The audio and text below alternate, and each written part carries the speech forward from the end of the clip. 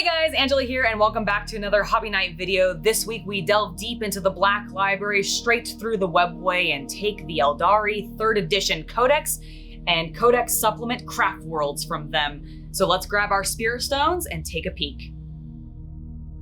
Welcome back, guys, and here we have the Eldar Codex. Now, this was your very first book, right? Well, so, hello everyone, I am the Alchemical Rabbit, it's good to be here. Yes, Thank you for the introduction. I am so sorry, I am very rude. This is John, the Alchemical Rabbit. I expect nothing less from a monk, hey? Alright, so, what? I mean, that's true. I mean, you are. I am. Very well. So, yes, this is the oldest gaming thing in this household, save maybe a random Pokemon card floating around somewhere in a box. Probably, yeah. But this is definitely the earliest books that we have, because I bought them at the same time. Yeah? Okay, yes. Cool. So these books are responsible for your fate. That's true. That is true. Yes. That because is you true. would not have gotten into Warhammer without me. Mm-hmm. So, because I remember, and it's very funny too, because if it had been a few years later, I would have been a Tau player. Really? Yes, because I was introduced to the Eldar as the, well, if you want to play the sci-fi shooty laser army, you played as the Eldar. I did like that on the spine of this book, there is something that says, and I think the quote is, their arrogance is matched only by their firepower, or something like that. And I read that earlier today and just had a good chuckle about it. Yes, which is an excellent, also, as you can tell, a well-loved book that was dragged around a lot of events. I really get nervous actually looking in this book and opening any of the pages because I'm just, no, stop. I'm worried it's gonna fall apart. Oh, it will eventually, but not this day. Well, good. So yes, I love the cover art. It is great. Yes, hopefully we don't have too bad of a glare. I'm just gonna check that. Nah, we're great. Excellent. I'm gonna go ahead and open it up then. Ooh. And, you know, there is something to be said for whatever you get first exposed to. Mm-hmm. And I think... I mean, this is pretty cool. Like, this is the BLTon, right? This is what you ended up playing. Craftworld, yes. Yes. So, explains that. And then you get this really cool black and white art, though, too. And then you get to see, like, look how pretty they are. I mean, you get to see their spirit stones, yes. Also, that's their face. It is. Also, big fans of the warp spiders, apparently. Yes, big fans. But yeah, no, so this is a 3rd edition Codex, because I don't think we really went into what generation this was from. Yes, 3rd edition. And we do have the 2nd edition as well, and we'll talk about that one in a future episode. Yep. But what was interesting in 3rd edition is 3rd edition was when GW really decided to cut back. Because if you compare the 2nd edition Codex and this one is so much thinner. Yeah, I thought that was kind of weird. Were all of them thinner in this era, or was it just the Xenos? I think so. I think what a lot of it came down to is 2nd edition allowed a lot more customization and random stuff. With all like the charts and stuff, right? Sort of carryovers from Rogue Traitor. Got it. And 3rd edition, I think, was the first one that 2nd edition you would recognize as Warhammer, but I think 3rd edition is the one where, especially if you played through 7, you would recognize it. That makes sense. But yes, I cannot tell you the number of times I have read like this engineering report by the Mechanicus. Yeah. Yeah, this Mechanicus report on just like a webway portal. Why is there a Mechanicus report in a Eldar book? Because most of the fiction is written from the perspective of the Imperials. Okay, that makes sense, I guess. Is that something they still do modernly in the fiction? Or, yes. Okay. Yeah. Or in the Codexes? I mean, I guess I've not read enough of the... A lot of, think about it, like if you were to, pick up the Eldar Codex, it's like to your right. So it should be over there. Yeah, it is. Craftworlds. So if we were to say, just for the sake of comparison, just open up to a random bit of fluff in the modern Eldari, it's more written like encyclopedic. Okay, that's what I thought. You know, Baharoth is the oldest of the swooping hawks, yada yada yada. But they still do have like the quotes and stuff. They do. That one was by an Eldari though. Right, but I do think I've seen non-faction specific quotes in books before and other codices and stuff. So. Yes, and I'm trying to find it here. Is normally what you'll find like, oh, here is, let's see, you might find something that's the history of them, but they skin in a way that's written by the Imperium. Right. They tend to do that, especially for like the Tyranids. Oh yeah. That's how well, yeah, that makes sense because they don't speak. Like they don't have their own language. True. Oh, that's such a cool picture. The Monkey do not understand their peril, thought fair Ruthier. Yeah. But no, I loved this old black and white art style because you saw some of these like ink wash prints in Europe, correct? Yeah. So I don't remember if I saw any Eldar specific ones. I think I saw dark elves. Like it was a lot of fantasy. It was a lot of from the Warhammer fantasy line rather than the 40k line. The few things from 40k that we saw of the charcoal drawings was actually Tau. Oddly enough, and that was some of their colored prints, but it was all their hand done stuff. But I miss that we don't get a lot of this style of art in the books anymore. One of the things that I think originally hooked me when you were showing Warhammer to me the first time was, especially since I was in art college, was like the grimdark art, and I really liked the black and white ink wash looking stuff, which I know is done with a lot of like charcoal and other traditional mediums, but they do like a lot of mixed media for these art pieces, and it's just gorgeous because that was my whole jam like back in college, and still is. Really, I still love this art the most, or this style of art the most. And it just allows for so much implied action. Yeah, like this fade into the back with like the Wraith Lords, it's dragons, gorgeous. It's absolutely gorgeous. There's also very dark story over here involving the Imperials using suicide bombers to fight the Eldar. Oh well, I mean, you know. So some dark times in the Imperium back then. Indeed. It is framed in a negative light. Yep. Yeah, and we can see, I love the tiny portraits, and they did these in a lot of the old 3rd edition codexes. Yes, we have the avatar of the bloody-handed god. There he is. His hair and hand are on a shelf. Yep, he needs to be repaired, but I still have him from the old army, at least. Yes, which is very, very cool. I think we also have one other... Oh, yeah, we have a... Oh, yes, and also, like, old AF Seer. His spear is long gone, but we can replace that. Yes. But both of these were the two main, like, I have a lead on an Eldari army from back in, like, the old editions. I think I can get access to it. That would be really, really cool. Yes. But... What did you end up running most often when you ran your Eldar? When I was running the Eldar, because I was going to talk about it a little bit more when we look at the Craftworld. Oh, okay, well then. But I ran a lot of these. I ran Aspect Warriors, which were basically the elite troops. Okay. And the entire idea behind the Eldari, oh god, I don't necessarily want to go into a full Eldari history ramble. No, you don't. Well, I mean. But basically, because the Eldari invented a god of pleasure and sex, they decided, okay, maybe we need to back off of that and work on our meditation. Right, that seems legit. Yeah, so most of them tended to focus it into either art or war. Right. More of them leading into the war aspect, because in the grim darkness of the 41st millennium, there is only war. Exactly. And so what you have is the Guardians, which are basically their civilians, but then from there, they all then begin to specialize. Got it. And that's how they become the Aspect Warriors, aka the really bright boys. And also some of the oldest active models. Yeah, I was gonna say, they haven't replaced much of them, have they? No. And I haven't really talked too much going through the stats, because this is the 3rd edition stats. Yeah, I mean, they're not gonna be relevant to... But if you ever needed this for some reason, you're playing a throwback game, hopefully this helps. Hopefully, yeah. Yeah, give me the avatar real quick. Okay, yeah. There you go. Just so we can see them side by side.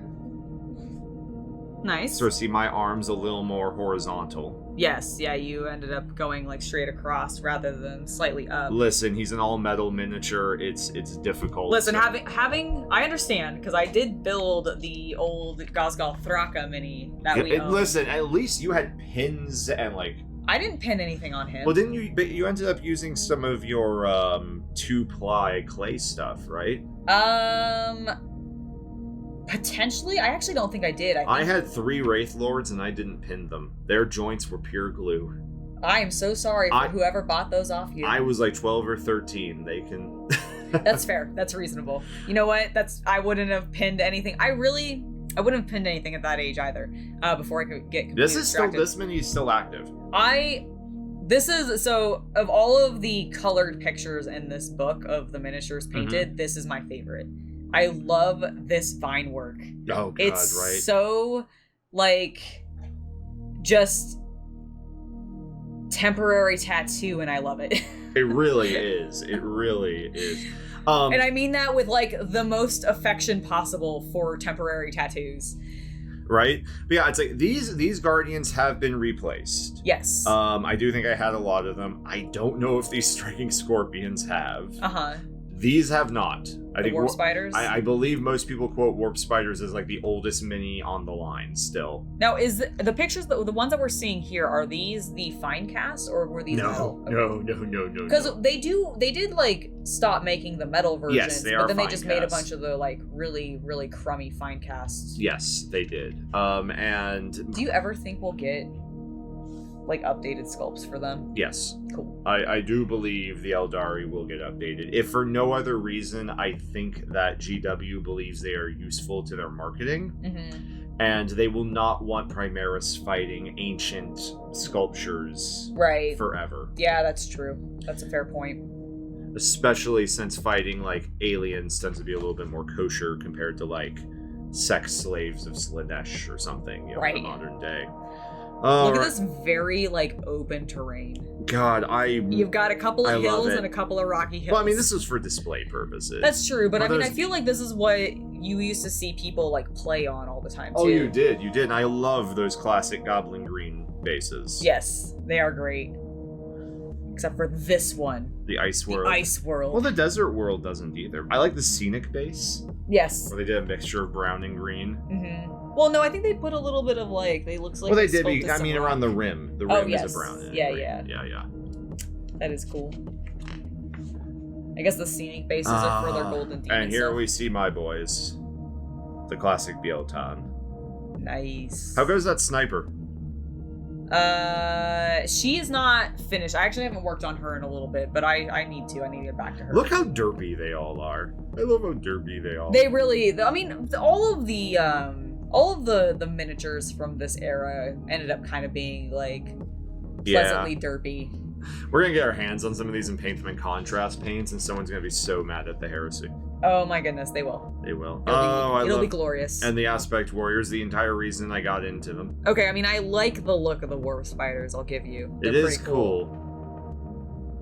So we have that. The Fire Dragon Exarch has always been. Yeah, that one's pretty cool with the too. fire pike. I do like the wings on the Swooping Hawks? The swooping hawks, yeah, they're pretty neat. God, I wish I was a better unit.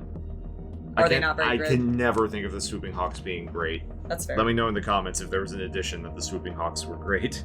If somebody's gonna be like, in 7th edition they were good, or 6th edition they were good. Maybe, but like.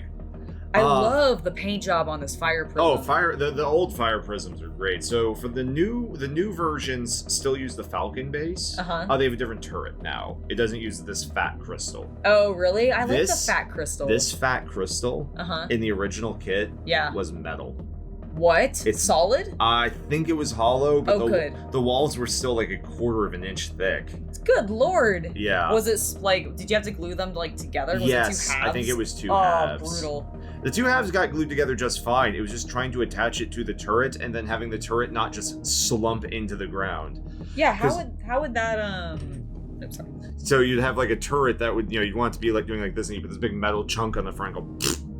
Oh no. So just have this falcon driving around with a turret. With this turret facing down. Yeah, so you'd I'm have not to, like, sure if that's glue where it. we're supposed to aim, guys. No. But there's more of that vine work. Yeah. Yeah, they were very big on doing that. On Yeah, these. were they Also, there's a nice little gem guide for you, Oh yeah. which I think is. Honestly, I feel like they still do this because I feel like this is how they accomplish the look in the vials that you like so much. They do. Whenever they do the. It is. It works. Yep. But we also have the Golden Demon, like, winners, I believe. Very cool. Oh man, look at that. Yeah, that's a 1996 Golden Demon where it goes to show you how different it is. Compare this to a modern Golden Demon base. Oh gosh, yeah, a modern Golden Demon base would be so much more like elaborate than that. I mean, at the same time, also this paint job compared to the paint jobs back then, because I think this is all freehand and airbrushing just hadn't really taken off yet. Yeah, I mean, like this, I think is. It might be, yeah. What if I'm doing this with paint on my nails? Well, I did not even think about doing like anything to clean my nails before this. Oh, I am so embarrassed. You're fine. You're fine. I like the Avatar of Cain that they have there. Yeah, that is a nice one. Eldrad. Eldrad. He has how many model versions does he has? Because he doesn't have this one anymore. No, correct? I think he has had one more after that. Okay. I think he's on one after that. And this guy's based on the cover from the last edition. Oh, very cool. Is that what the paint job is based off of? Yes, Like, yes. Oh, I see. Okay. Nice. That's really cool. And there's some more of your, look. More BL10. Your poor seam. And this is why I'm so nervous about opening this book. I know. Because I'm just like, oh god, it's falling apart. We're just gonna move on. See, it's fine. Yay! So this is where they talked about the Craftworlds before that was out. So what was the difference between, or the time period between when this book was out and that one? I know you bought them at the same time, but... I do not think they were that far apart, to be honest with you. This came out in 2000. So what's in that book, does that just expand on, like, yes, we will show that. That one is stuff? actually very, very short. We will not actually spend very long Oh, yeah, no, on I that. didn't think we would. So we have the basic war gear, because back then you actually had to equip everyone with their individual, equipment. War gear, yeah. Sort of a carryover from the RPG days. Yes, star engines. What were the star engines? The vehicle incorporates a number of secondary engines. These can be used to move the vehicle 2d6 inches straight ahead in the shooting phase instead of firing any weapon. So it's basically your run? It allowed a vehicle to run, which already made those Eldar vehicles redonkulously fast. Yeah, I mean, Eldar vehicles are still fast. Then you have the crystal targeting matrix, which was allowed you to basically move. A vehicle with a crystal targeting matrix may shoot during the movement phase, rather than the shooting phase. Moving, shooting, and then completing its move. All the normal restrictions apply to the number of weapons that can be fired. So it can be behind a building, move out, fire, move back behind the building. Cheating. It's not cheating, it's a crystal targeting matrix. That's called cheating. I think the Eldar are cheaters.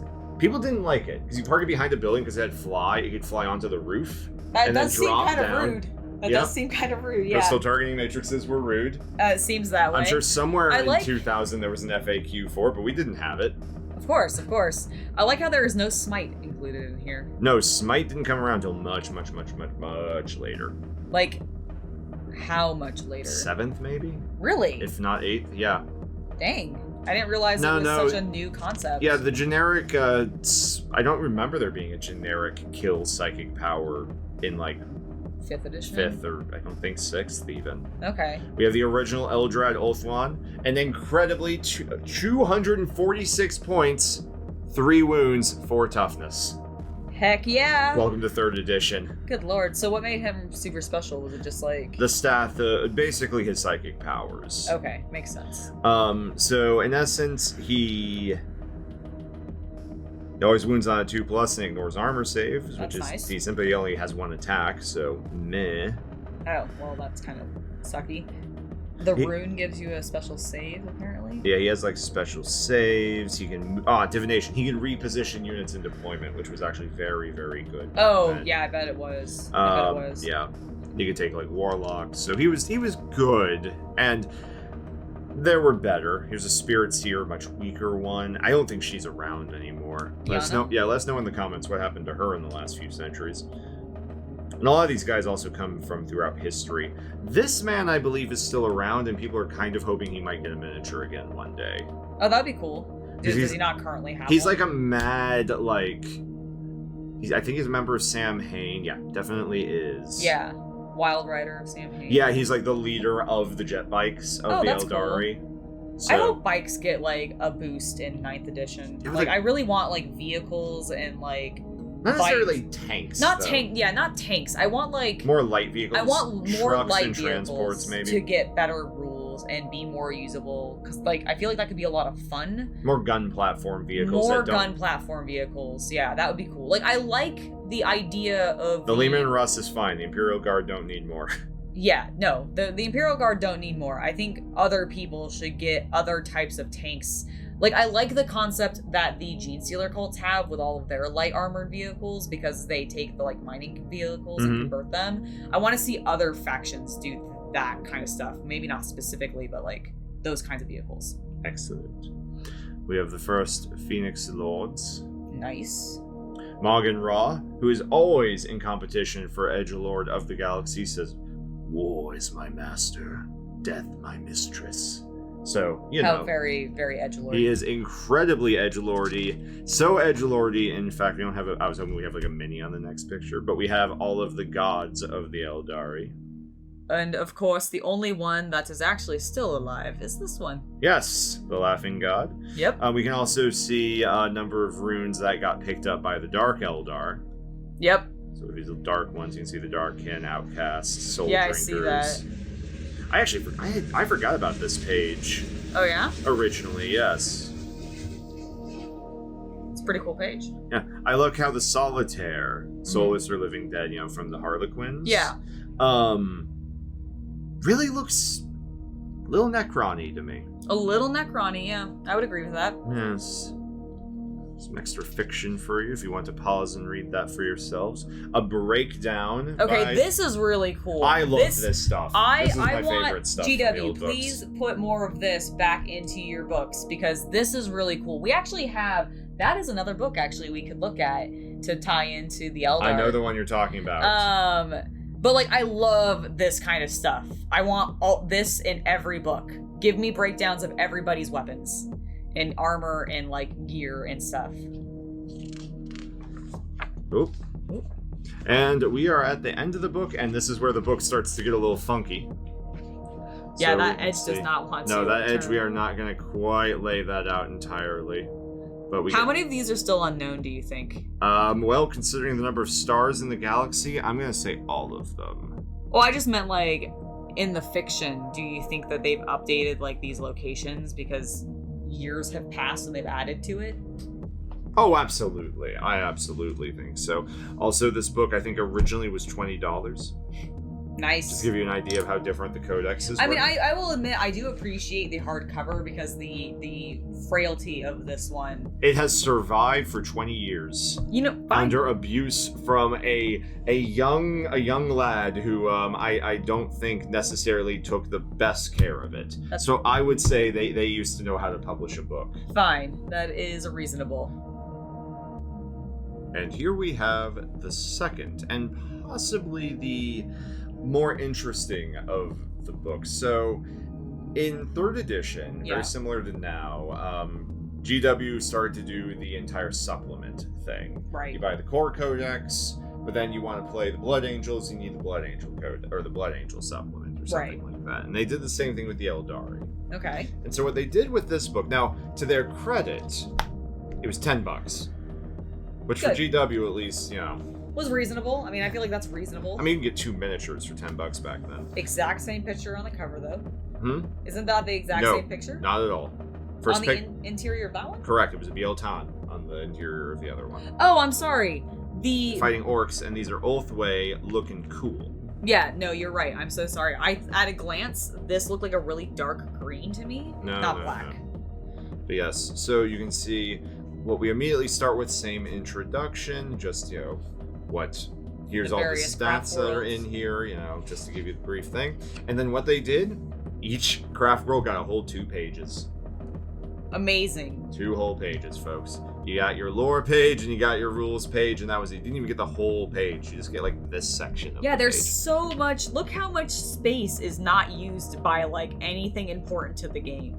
I mean, I know they're notoriously bad about this modernly as well, of where your codex is primarily fluff, which a lot of people enjoy, us included, don't get me wrong, but like they do give you so few pages of actual like rules. So the way that this worked was each of the Craftworlds basically got to take their force organization chart and shuffle it. Okay. So you'll notice in Iyadin, Wraith Lords and Wraith Guard are troops. Okay. You can't have more Wraith Lords than you have units of Wraith Guard to keep you from spamming Wraith Lords. Got it. Guardians are heavies. You'd never take them. Why would you do that? Yeah, that's ridiculous. Guardian Storm Squads, which are Guardians with melee weapons or fast attacks, you would never take them. And then Rangers and Dire Avengers become elites, everything else is normal. Okay. And basically what you could get is you can get an upgraded Farseer for your army. Right. And that was pretty much what Iyadin was. Nice. Samhain, very similar. However, instead of shuffling their options around, you still got a page of lore, but instead they changed the force organization chart. If you only know 8th edition, The way that the game used to work was that most armies had to follow the rule of you had to have 1 HQ and 2 troop choices. And this lasted through like up 3 until or 4 editions at least. Yeah, because that was still when I started. That was how it worked as well. And so what you would have maximum is a maximum of 2 HQs, 6 troop choices, and then 3 of everything else. Yep. Sam Hain, similar, got 2 HQs, only 3 troops though. 6 fast attack, but has to have 2 fast attack. Makes sense. Only 1 heavy and 1 elite. Right, but they're bikers, so that makes sense that they would so the game was really built around building these very much more themed little like factions. bands. Yeah. It didn't encourage as much miniature purchasing as now. Right. Once again, we haven't a report from what are we looking at? Just Imperial, it looks like. Looks like it. Yeah, nothing I couldn't see was. Yeah, because I just see the. Yeah, nothing inquisitional about it, but it's just. How upsetting was this to see the Imperial seal in your Xenos Codexes? Not. Okay. This is my first books, man. This is how I learned about 40k. That's true. That's fair. This is how I was first exposed to the entire universe. Is that what eventually made you look at Space Marines? No, I think just seeing them around. Just in general. Yeah, that's fair. Yeah, and just you end up with a Space Marine army if you play Warhammer. Inevitably, yeah. You just have to. And we can actually see more examples because I think some of these miniatures had not been finished in time for the first Codex. Oh, makes sense. I had a lot of these. I missed this the Dark Reapers. Yeah, I was gonna say I like the Dark Reapers. Those look cool. They've been updated, I believe, since. And these Banshees got updated last year. Yes, I remember that. I still like them though. These ones, yeah. These are not terrible. They're simple. They are. Honestly, I thought the biggest problem most people had with the current... It's Finecast. Yeah, it's just that the most of the modern Eldar stuff is in Finecast, and no one likes Finecast because if you've ever worked with it, it's very difficult to work with. You have to use not normal Citadel glue. You have to not hit the camera and shake it. That would be helpful. Mistakes happen. Mm-hmm. There they are! Oh, my boys. So did you use all of these colors to get your BL-tan green? Yes. Did you? How much of the army did you paint? Very little. That's fair. Me too. I'm just moving on from that conversation right now. You're asking about what the 13-year-old boy did with his Warhammer army. A lot more of the dark elves who I traded them for got painted. I'll say that's that cool. much. That's cool. Yes. I mean, to be fair, I barely painted my Crimson Fists, and those were my first army, so I don't hold it against you. Mm-hmm. And, Aliatok. Of course. So basically, they were exactly the same as a normal set of Eldar, except they had Aliatok Rangers, which were a special type of extra special sniper unit. Nice. You can see you have the Ranger Disruption table. Very cool. Basically, you get to roll before the game and see what happens. Nice. Wasn't as impactful as you would like it to be, though. Oh, really? That's a shame. And then we had my boys, the Swordwind. So what made you choose them other than, that striking color scheme and, was it the mechanics that you liked? I also liked it was the fact that Wraith Lords and Warwalkers were all heavy choices. Okay. Right? And so were Dark Reapers. Yeah. And I wanted to run, as I said earlier, a lot of pew-pew alien guns. Yes. So, and you can see over here... Yeah, your troop choices are basically all the elites. Yes. Yep. So instead of taking Guardians, I would take Dark Reapers, which weren't elites. They were heavy choices as my troops. Got it. And then my heavies got filled out with Wraith Lords and a Warwalker squad. Got it. I was incredibly elite. Orcs and Tyranids would run me over in a turn, but Space Marines couldn't do crap against me. Nice. And you gotta stick it to the Space Marines. Absolutely. And so I ran a Core of the Young King, which was running the Avatar with 4 Exarchs joining him. Oh. Because it's fun. That's brutal. It kind of. It's expensive. It's an expensive army is the problem. It dies for its points. I mean, I thought that was most Eldar armies. They were kind of expensive. True. And then Ulthwé, the ultimate Farseers, along with the Black Guardians who can actually shoot or hit in melee. They're amazing. Oh my goodness. I know. No wonder they're like the Ultramarines of the Eldar. At this point, they have... And Eldrad is one of them, so because the main character... Well, that's what I mean, is Eldrad is from Ulthwé. It's also tied most closely to, Tyrion in the fantasy verse. Makes sense. Yes. So this is an interesting bit of lore right here. Oh? Yes. Why so? This is from a human who lived with the Eldar. Oh, that's cool. Yes. I'll have to read that sometime then. That sounds really cool. Yes. Does that happen often? Not super often, no. Because I know, like, obviously the Tau invite people in because that's the whole thing, for the greater good and all. But I didn't think that the Eldar were very, like, amicable with most humans. No. I think they were also learning from this one, but you can learn and find out. Very, very cool. I see, like, again, I That think that fire looks prism. really cool. Mm-hmm. It really does. And also this pattern, I also like that one. Really, basically, I just like the patterns that they put on their wings. Yes, it is as much late 90s, like, side of van art as they could manage. But nothing beats this skull. No, it doesn't. Like, nothing beats the skull on the front of this bike. Golden Demon from 1999. Indeed, from the French Golden Demon. Oh, ho, ho, ho. Ho, ho. And that, ladies and gentlemen, are the 3rd edition Eldar Codexes. Very, very cool. So, next time we do a book review, there is going to be a vote. And Angela, Yes. tell them about it. Here are your 3 choices. We have The Mark of the Traitor, Visions of Chaos, the Imperial Infantryman's Uplifting Primer, the Index Astartes. The original. The original. So let us know in the comments below which one you would like to see us do next, and we will see you next time with a new video.